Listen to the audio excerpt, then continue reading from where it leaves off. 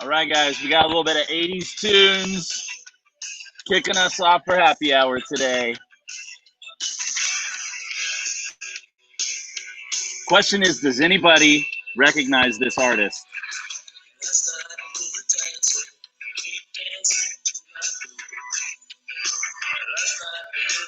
You guys know the drill. We're going to wait on folks to get in the room. I want to know, where are you? What are you drinking? 3 stars if you're a newbie. Happy hour, guys. Thursday, July the 9th.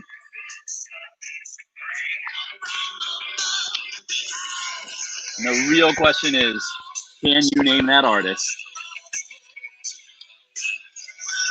Catherine, what is up? First one in the room today. Who else is with me? I'm going to bring back my 80s dance moves. Rick checking in from Tulsa, 17 Hunter. I like it. You guys, I am so ready for today's happy hour. Jeffrey, cucumber spindrift, jalapeno margarita. I dig it, man. I love the way you're just incorporating those spindrifts in your cocktails. Sarah Ortiz, what is up? Drinking some Pet Nap poolside at South Padre Island. Ooh, I'm jealous. I wish I could be by the pool right now. It is so hot, y'all. 100 degrees here in West Austin. Man, Mike in Dublin, Georgia. Wow, I love it. You might be our first Georgia happy hour attender. Drinking Mouved tonight. What kind of Mouved? From who and what year? Alta. Cheers from your nail salon in Frisco. I love it. You get your nails done, you can still tune into happy hour. Having a cab. Also great that you can drink wine while you're getting your nails done. Mike, you are the first one to get this correct. This is indeed Billy Idol. And we have a special guest today, and we can thank her for the music selection. Alan in Sugarland, drinking some 2012 500 block Merlot. Hey. I've got the 17 today. Man, how's that 2012 drinking? I'm super curious. That's like ideal 8-year-old wine right there. I feel like it should probably be in its sweet spot, but you tell me, Alan, how's it drinking? Elise, hi from Canyon Lake, having 16 Robert Clay Merlot. Guys, loving some Merlot today. Elaine having some Mosaic Rosé. Jennifer left work early, and she's here for happy hour. I love it. Tam in League City drinking Sangio Rosé. Eric and Asha, ice cold Topo Chico with lime. It's one of those days. I get it, guys. It's time for us to get started. I have a special guest today who, yes, did help pick out this Billy Idol music. So let's go out to the high estate and welcome back, hey, everybody. Our good friend Ann. Hi, Ann. How are you doing today? I'm good. It would have been Hootie and the Blowfish, but you nixed every song I suggested, so you got to see my other side of the 80s. You know, guys, I'm just looking out for you out in the crowd. We've all heard the hits from Hootie, basically, which was like one song. All the rest were like super low. Oh, no, it was way more than one. But we got to have a high tempo, you guys, high energy. We got to come to happy hour like ready to rock out. Billy Idol was a better pick. And, you know, good to switch it up every once in a while. Force Ann to get out of her Hootie world. Ann, what are you drinking today, ma'am? So I am drinking the Varasian Hills Rosé. Everybody knows me, knows I love rosé, so here I am. And rumor has it I might have some people here joining me shortly. So. Oh, nice. Well, thank you so much for being here. I'm excited to include you. And thanks to you helping out all of our fans out there at Curbside. I can't imagine being outdoors in this 100-degree weather. So shout out to you and the team working Curbside. I love that. I love that. Well, amen for that. I'm so glad we can still come pick up wine. Okay, friend, I'm going to see you for the Wine Nerd segment. Cheers for now. Cool. Happy hour. Cheers. Y'all, always great to have our crew out from the tasting room to join us on happy hour. It makes it great for me too, because I can have a conversation about wine instead of a monologue about wine. But guys, also some incredible folks. Brian is here to fight you, Ann. He says Billy Idol's way better than Hootie anyway. So Alta wants to know if she can put in her order right now with you. So Alta, I'm sure you could message Ann and she can make that happen for you. Guys, I'm super stoked. Today, we're going to continue our vacation, our summer virtual vacations, because we can't really travel internationally. And so I am bringing the international summer vacation hotspots to your living room or your pool or your nail salon or wherever you're watching this to you. And to teach you about the wines from these really cool regions that maybe next summer we'll all go travel. Maybe there'll be a William Chris sponsored trip to some of these regions. I wouldn't complain going to the French Riviera. You know, we covered Tasmania, off the coast of Australia. I don't know if I can say that, off the main island of Australia, whatever, you get it. Today, we are going to transport ourselves to Central Europe, to Switzerland. I don't know if any of you out there have been able to have Swiss wine. And if you had it, chances are you were in Switzerland when you did it. And we're going to talk about why that is. All right, guys, I am super stoked to be drinking. And Anne was very jealous of this. I'm going to let you know. This is the 2017 vintage of 500 Block Merlot from Granite Hill Vineyards in the Bell Mountain AVA. You guys know the Bell Mountain AVA is in the rain shadow of Enchanted Rock in the Texas Hill Country. So it's kind of like a sub AVA. So it's technically the Texas Hill Country AVA, and then Bell Mountain is within the Texas Hill Country AVA. So really special wine. We don't make a ton of 500 Block Merlot. But guys, I get to pick the wines I drink on happy hour. So every once in a while, I mean, I got to treat myself, right? Get a cool special wine. Y'all, you can see the condensation on my glass. Again, even a Merlot, which is a more like medium plus to full-bodied red wine, it's summer, it's 100 degrees. I'm chilling it, okay? So this sat on a 30-minute chill in my fridge before happy hour. It's going to be great. Let's talk about it. And one thing I was noticing when I opened this, and it's still there, guys, this is a very perfumed Merlot, very floral.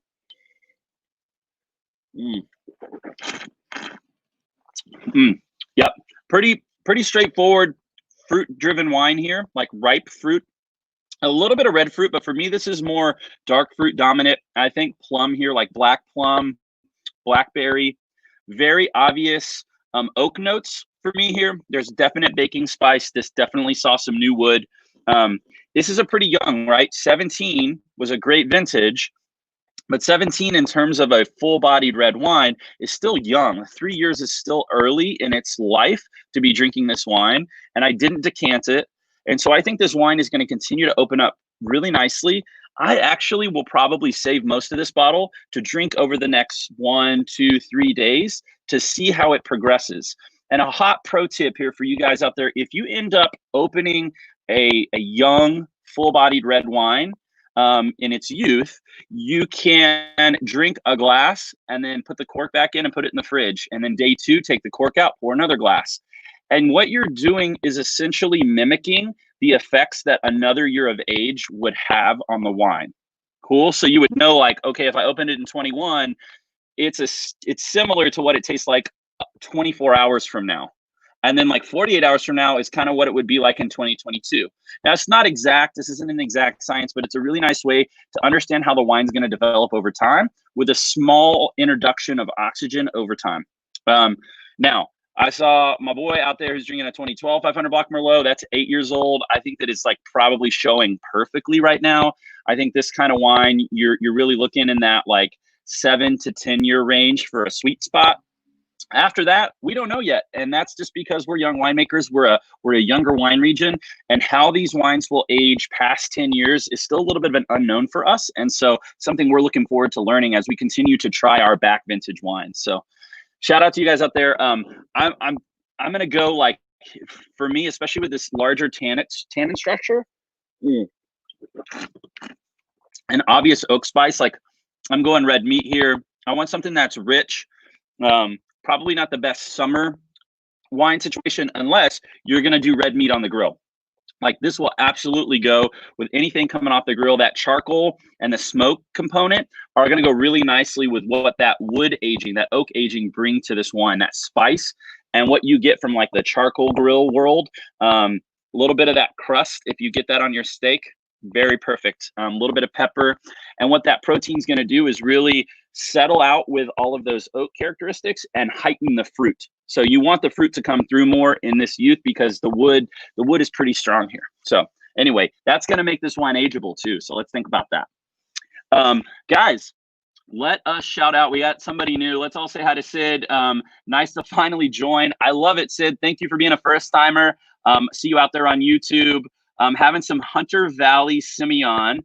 Guys, that's legit. So Hunter Valley, and especially from Tyrol, that's a classic producer. If you ever want to try Simeon from Hunter Valley, which is a classic style of wine, you need to get it from Tyrol's and do what Sid is doing. That's a great combo, Sid. Welcome. We're grateful to have more first timers.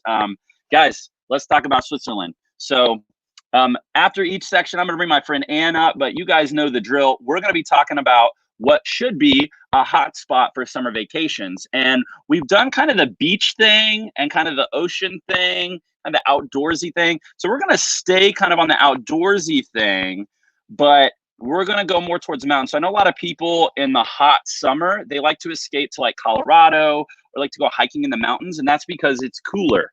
Okay. The same thing happens in Switzerland, right? But we're talking about even bigger mountains. We're talking about the Alps. Okay. So I'm transporting you to Switzerland today. I want you to be posting your comments, posting your questions in the comments. Thing one, you need to know. So 3 things, of course, you're going to need to know about Switzerland. And I'm going to bring up some pretty cool visuals because, guys, Switzerland is gorgeous. In case you didn't know, I feel like that's Captain Obvious stuff right here. So actually, let me do that. Let me just bring up this first one. Switzerland's kind of like a fairy tale place. I mean, look at that picture. I mean, like vineyards, castle, mountains, sunshine, like plop me down there right now and I can just like forget about the world, just like sit in the middle of the vines, drink some wine, take in the sun. It's incredible.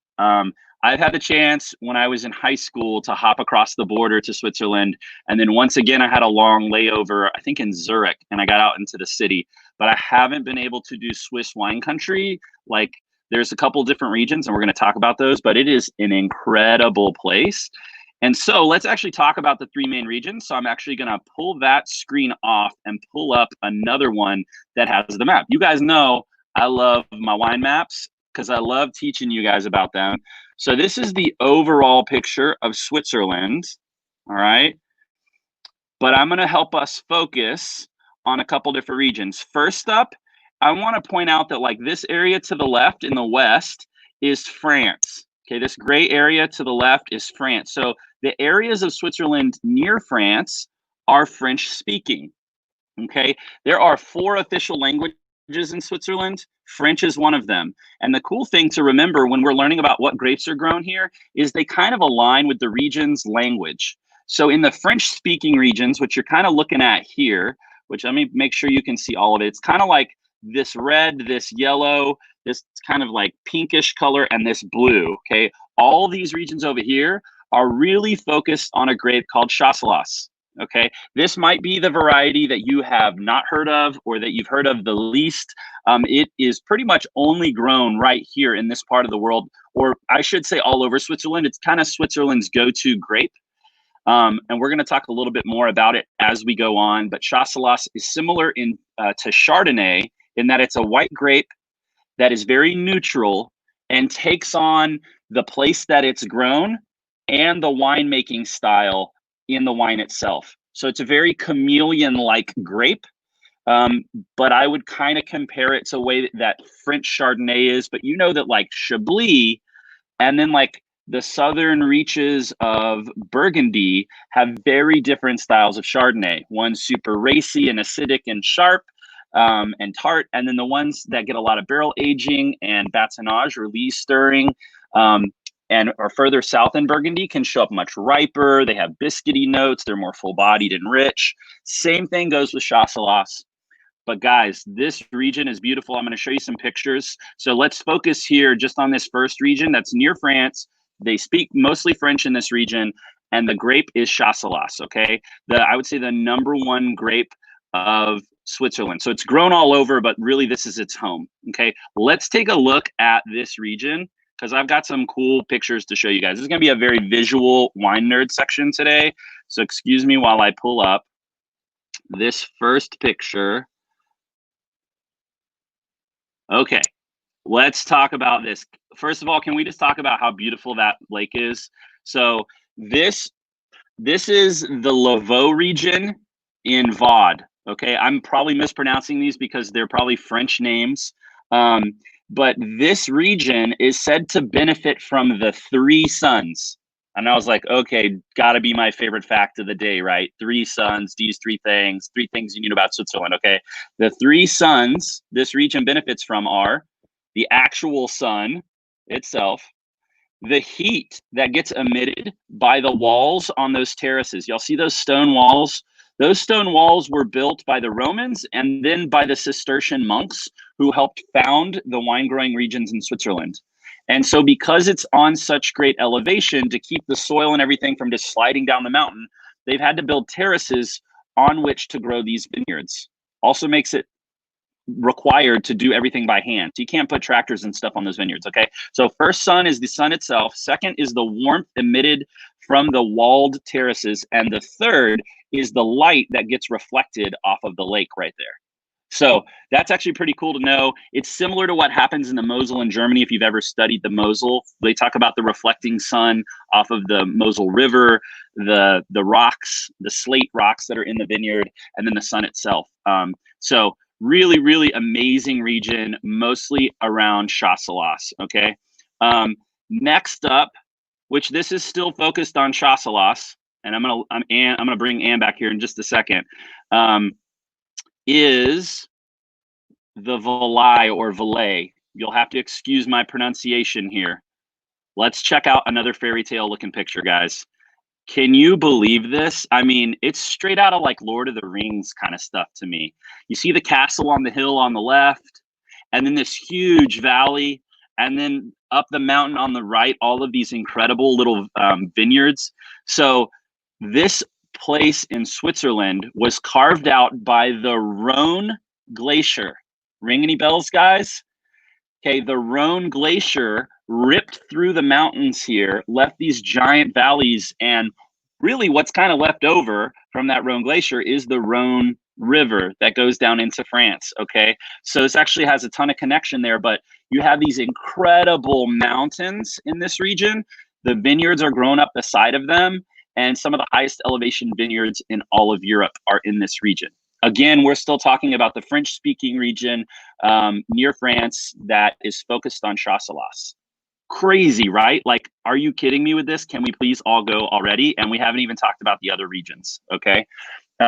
So let me pull this down. I'm gonna bring Anne up. Anne, thoughts, feelings, questions, reactions to just the first region? So when you were talking about Chasselas and that it's white grape, very reminiscent of Chardonnay, do they age it in oak? Do they do it in neutral? Do they heavily oak it? Do they do it in stainless steel? Or can you see all the different varieties? This is a great question, and you're right on the nose. It's all of it, depending on the individual regions. So Switzerland has like I think 60 some AOCs, just like France. They call the miniature regions AOCs, and every little pocket of Switzerland does Chasselas in their own way, and then every producer also does their own spin. So just like with Chardonnay, you get a like place plus producer effect on the eventual product. And it is just like, it becomes whatever those two things are together. So great question, awesome. Anne. I love it. I'll see you in just a little bit. I'm also looking at questions. I see some. So Brian had a similar question here that do they age only with neutral? They'll do new or neutral. Okay, Brian, it took me a sec. Took me a sec on the joke. Guys, I'm a little slow today. Everybody get this joke. Brian's got jokes. Brian always has jokes. I really appreciate this joke. If you don't get it, think again. Okay, second region. So let's bring the map back up here. Let me make sure I click the right tab. So I want to focus on the German-speaking part. So let me bring that back up. So obviously the German-speaking part of the country is going to be near the border in the north with Germany. So this is what it looks like. It's the area that's around Zurich. So if you ever want to head that direction, you can actually get direct flights from the US to Zurich. and then make it out into this wine country. And it's not too far from the German border, like you're seeing on the map right now. Okay, now this region is really focused on, wait for it, Pinot Noir. Pinot Noir actually makes up the highest individual percentage of any one variety. That's about 29% of production. They also make a little bit of Muller Thurgau, okay? Also widely grown.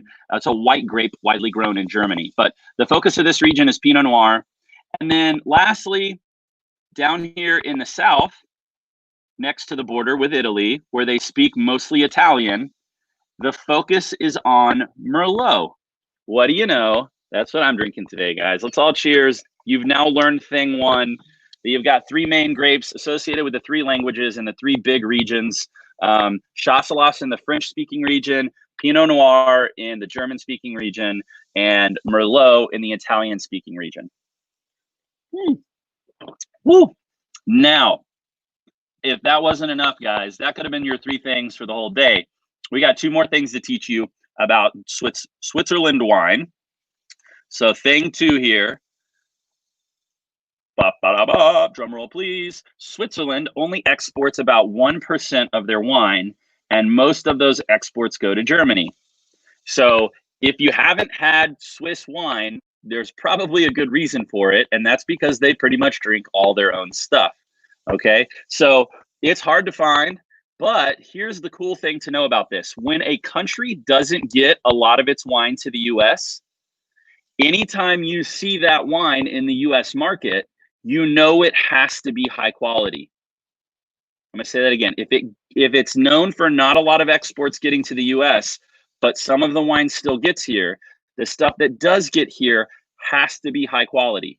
And that's because there's not a built-in market demand for it. So you can't just have like run-of-the-mill everyday Swiss wine because there's not demand for run-of-the-mill everyday Swiss wine, okay? So if it got here and you see it on a menu, you see it at a store, it's gonna be good. It's gonna be a great expression of whatever that grape is from whatever that region is. The other thing I wanna let you know is they have a lot of indigenous varieties, but also some international varieties. So let's go through a few more grapes that they grow here. You could see some Gamay. You could see some, we've already talked about this, Merlot. Here's one you probably haven't heard of, and I'm gonna mispronounce it. Human Rouge. Okay, this is one of those indigenous varieties. I'm gonna do this, Human Rouge. I'm gonna type it in the comments so you guys can see it.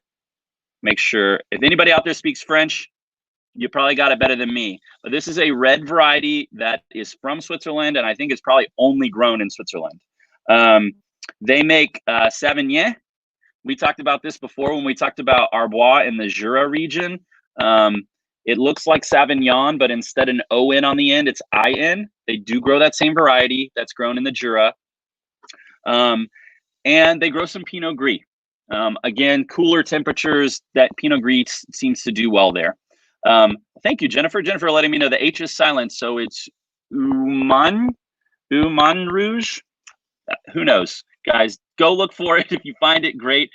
More than likely, you're going to be seeing Chasselas, though. Okay. And I'm going to go back to Anne, see if she has any questions that I've been missing. Anne, any thoughts, feelings, reactions, questions? I had a question, and it just totally went.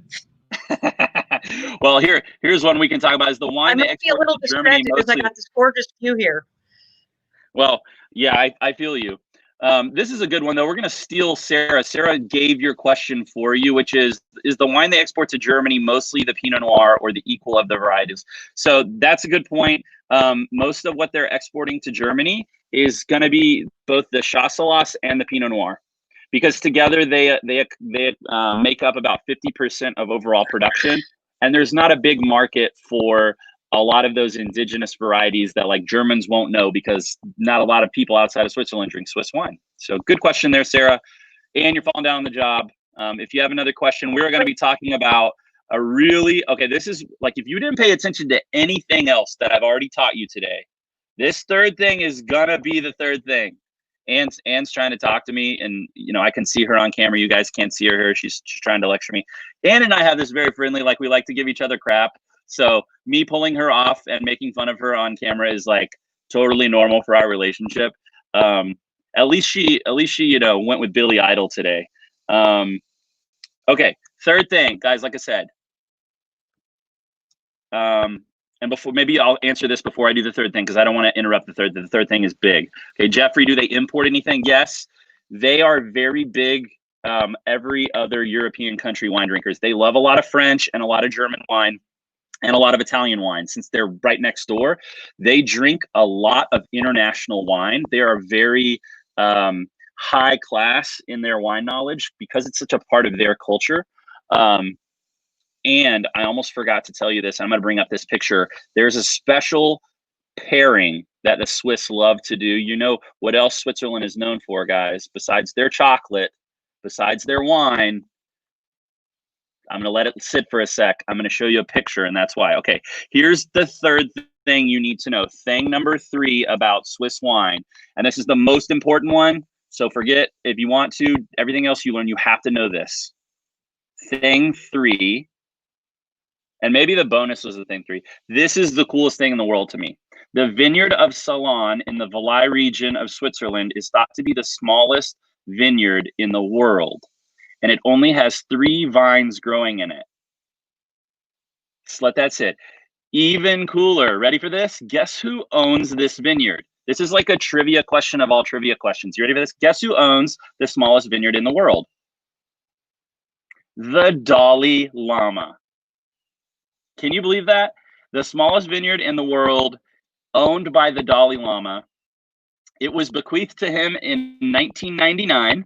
So a little over 20 years now it's belonged to him. They blend the grapes from those 3 vines with some nearby Grand Cru vineyards and only make a few thousand bottles each year.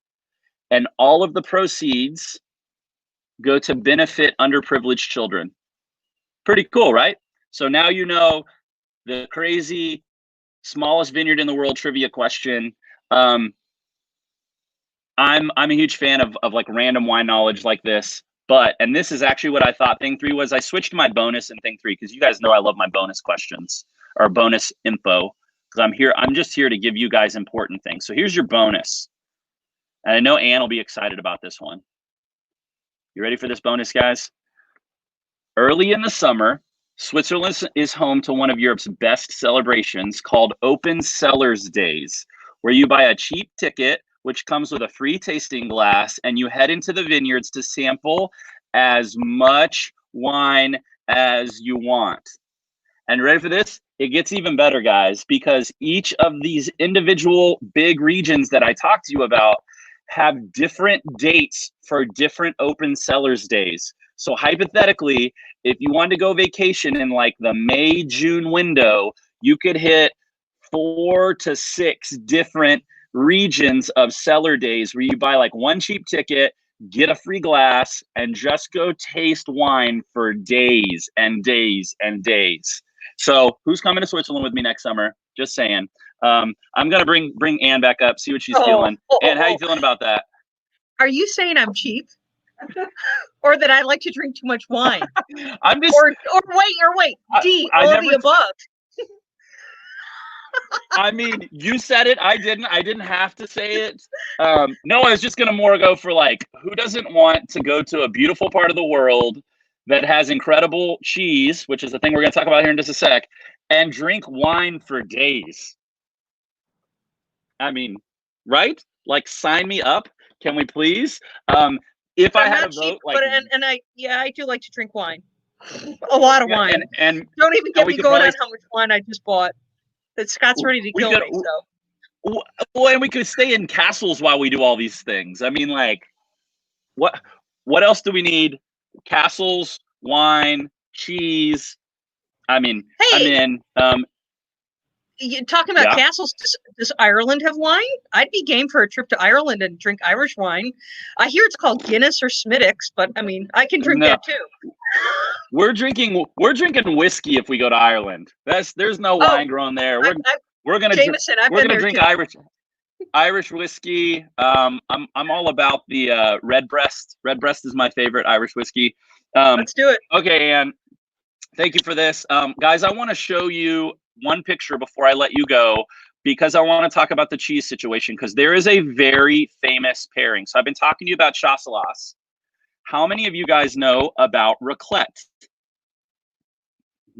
Anybody familiar with raclette? And I've got a visual here.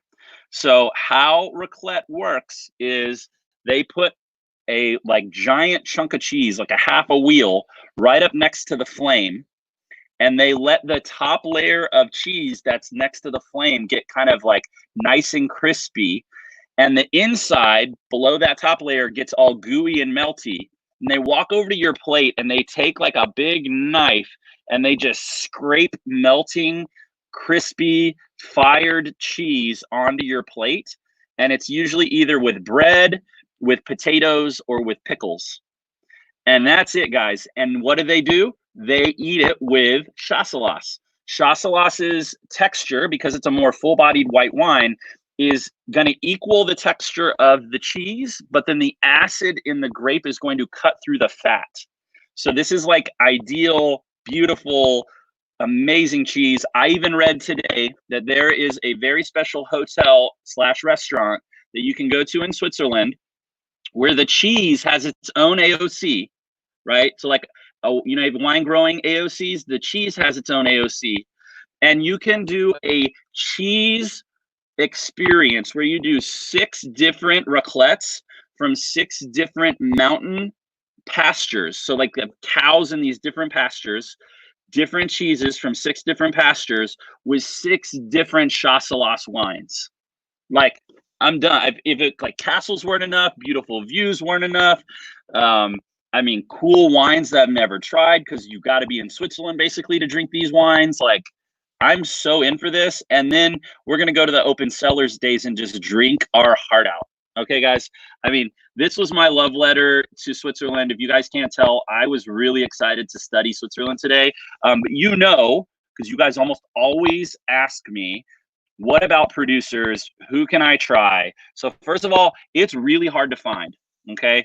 So while I remove this, and I'm going to bring Ann back up here in a sec, but I got to show you this one last picture because it's just beautiful. I'm going to say it's this one. I don't think I've shown you this one yet. Just more sweeping views. I'm going to bring Ann back up as I bring up the Swiss producers. Isn't that great? Like, I just want to look at pictures from like vineyards in Switzerland next to lakes with mountains in the background. Okay, so Swiss producers to try, guys. Beautiful. I think we need a road trip. I'm in. I mean, it might be hard to get across the ocean in a car, but so Swiss producers here. I've listed them in the comments. It's so hard to find. So like, call ahead. Call like independent wine shops like Austin Wine Merchant. You could even like maybe reach out to some distributors who might be able to help you source these, but they're just really hard to find. But I do know that these 3 brands are distributed in Texas, so try and check it out. I love Chasselas. I think it's great. I love acidic white wines. I think they're beautiful. I've only been able to try like 2 or 3 because they're hard to find, guys. All right, that is it about Switzerland. And I want you to be thinking about who we're going to be cheersing today while I pull up these 3 things to end us. I got it. I'm on it. You already know? Oh, I already know. Well, I'm gonna do thing number 2 as thing number 1. Okay, guys, which is shouldn't be surprised. Curbside pickup is available. Yeah, you want to read this one for us, Ann? I bet you can do this one. Wait. Is it on your screen? Oh, got to get the glasses. All right, so curbside pickup is available daily during our regular hours, 10 to 5 right now. If you still need to get the virtual tasting pack for this Saturday, you still have the chance to pick it up before it's too late. And trust me, you really want it. There's some great wines. I went roaming through the box today. But we can't tell them what the ones for next week are. That's still a secret. Nope. You guys know that. That's why I went snooping. I wanted to see. And boy, just wait till next week, guys. I even bought one. So you, just like Ann is talking about, you don't want to miss this. We are back to the stay home drink wine for a lot of folks for this routine. We are giving the opportunity to get 2 virtual tastings in one package, like we were just talking about. This week's includes 2 of the natural wines, which I'm personally stoked about, and then the mystery 4-pack for next week, in addition to 2 bottles to tide you over until that comes. The link's right there. Just click on it, buy it, go take your road trip out to High, go see Ann and the Curbside crew, and they'll take care of you. Guys, Yes, last definitely. and certainly but not least, thing number 3, tomorrow, There's no happy hour. Tomorrow there is, guess what? There is going to be happy hour. There is going to be happy hour. Guys, I'm not going to let you down. We were thinking about giving you Friday off, but like, we're not going to give you Friday off. We got to come hang out for happy hour to kick off the weekend. I'm going to be drinking. I mean, bring it. Get some of your friends. Let's get a big crew out for Friday to celebrate the weekend. Guys, 17 Timmins Mouved. I love it. I'm going to put a chill on it, you know, because it's hot. I might even be moving inside because I think it's going to be like 103, but 17 Timmins Mouved is going to be the wine to drink. And thank you for being a rock star. Thank you for your terrible taste in music. And how about you cheers us out today? Who are we cheersing to? Hey, we are going to cheers to your UPS driver, your FedEx driver, your mailman, and your Amazon Prime driver who's ever bringing your wine to your front door. God bless them. I agree. Cheers to our delivery folks. Thank you so much. We'll see you guys tomorrow. I'm not waiting for you.